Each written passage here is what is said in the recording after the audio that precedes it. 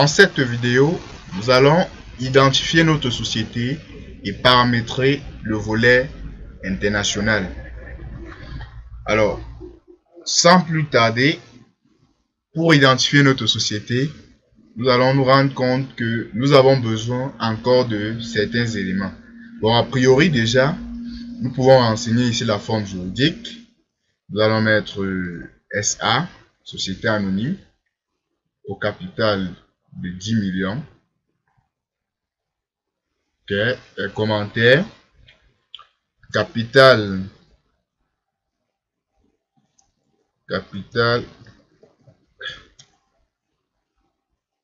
libéré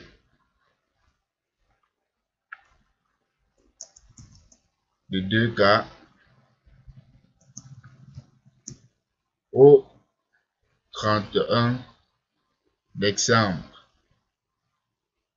2016. Alors, ici, nous pouvons renseigner l'adresse email de la société, le site internet de la société. Ici, ça concerne beaucoup plus la comptabilité ou la fiscalité française. Numéro du dossier. Si vous avez donné votre dossier géré par... Si votre dossier est géré par un expert comptable, vous renseignez le numéro de votre dossier à ce niveau. Alors, dans les contacts, si nous créons les contacts, nous allons nous rendre compte que en fait, il y a certaines informations qui vont manquer. Donc, nous allons ici créer. Ce type de contact, nous avons un interlocuteur. Voilà, nous avons un seul type de contact, ce n'est qu'un interlocuteur qui, dans ce cas, ne dérange pas. Mais au niveau du service, on n'a aucun service créé. Nous nous rendons compte qu'il est donc nécessaire de partir dans les fichiers pour créer. Donc, nous allons mettre OK. Nous allons y revenir, c'est-à-dire nous allons d'abord aller dans les paramètres société, dans Fichier, paramètres société. Ici, nous allons créer donc les types de contacts ainsi que les différents services de l'entreprise. Alors, nous allons dans les paramètres des données de structure. Ici, il s'agit des contacts dans le premier cas. Type de contact. Nous avons par exemple les interlocuteurs. Ajouter un nouvel élément, vous cliquez dessus. Type. Il peut s'agir d'un expert comptable. Expert comptable. Voilà. Il peut s'agir d'un huissier. Il peut s'agir d'un huissier. Il peut également s'agir d'un greffier.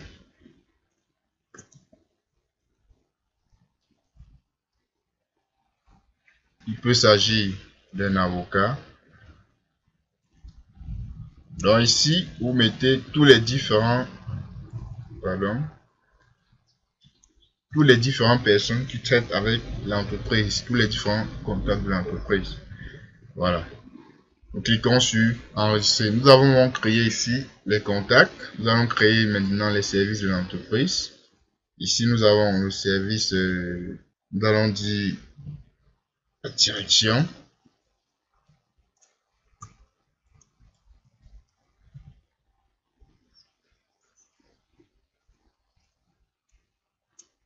Abrégé DT. Le service commercial. Service commercial. Vous pouvez également avoir le service comptable. Ok. Vous pouvez également avoir le service juridique. Voilà. Nous avons créé ici nos différents services et nos différents contacts. Nous pouvons donc, ça veut dire quoi? Nous avons ici fait le paramétrage relatif aux contacts. Donc, nous allons donc voir l'impact de ce paramétrage que nous venons d'effectuer dans l'identification de la société. Nous avions fermé tout à l'heure. Voici le menu, voici l'identification de la société. Voilà. Donc, nous voulions tout à l'heure créer un contact, ajouter. Donc, nous allons mettre Tchofou Raoul. Voilà. Ici, ok. Ici, c'est le nom. Là, on va mettre le prénom là.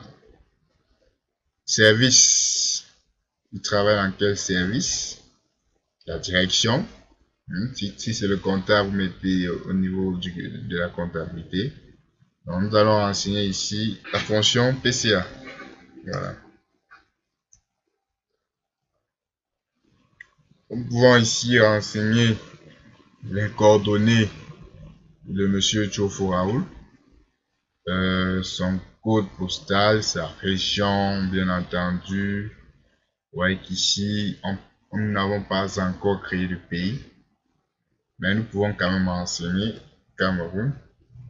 Voilà, abrégé. Nous pouvons utiliser et renseigner sa ville, son numéro de téléphone et son adresse email. Nous allons donc valider sur OK. Alors, une fois le menu contact renseigné, nous venons donc sur monnaie et format. Au niveau des monnaies et formats, nous avons ici la devise qui est le franc CFA. L'unité, c'est également le franc CFA. Le sous-unité, on va mettre le centime.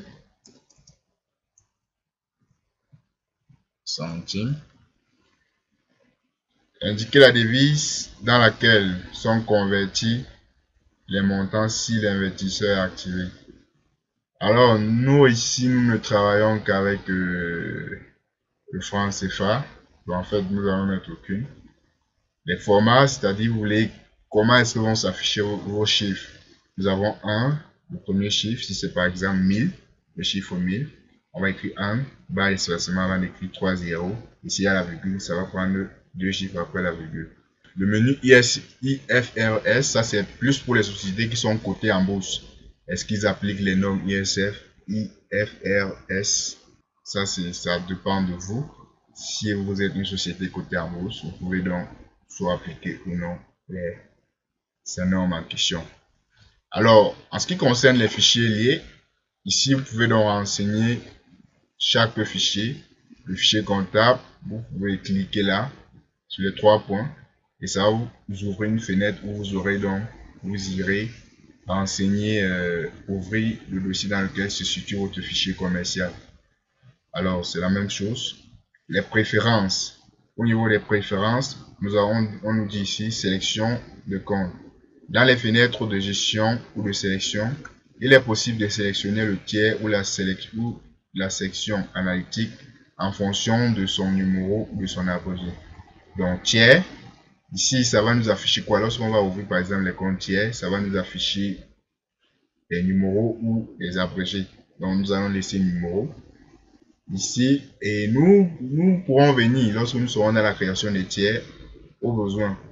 Ici nous avons donc suppression, message en suppression. Alors la confirmation elle peut être globale. Donc, lorsque nous sélectionnons plusieurs éléments, est-ce que pour supprimer, ça doit directement supprimer tout ce que nous avons sélectionné ou est-ce que ça doit supprimer par élément ou bien nous ne voulons aucune confirmation. Donc ici, la confirmation c'est soit par élément, soit une confirmation globale pour tout. Donc nous allons mettre élément pour plus de prudence. Mise en sommeil, ici si vous cliquez sur interdire l'utilisation des éléments mis en sommeil, il sera donc, lorsque vous aurez peut-être mis un compte en sommeil, mis un tiers en sommeil, il vous sera donc impossible de pouvoir l'utiliser. Donc nous allons laisser. Nous allons aller dans le volet international que voici. En ce qui concerne la devise, vous voyez ça automatiquement renseigner les informations que nous avons remplies tout à l'heure.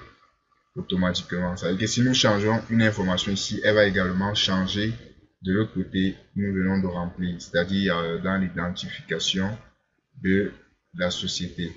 Pays. Au niveau des pays, nous allons mettre là Cameroun. Le code pays, nous allons mettre Cameroun. Le code EI. Donc là, vous pouvez taper sur internet pour avoir les codes DEI de votre pays, le code ISO 2, de notre pays. On va mettre comme ça.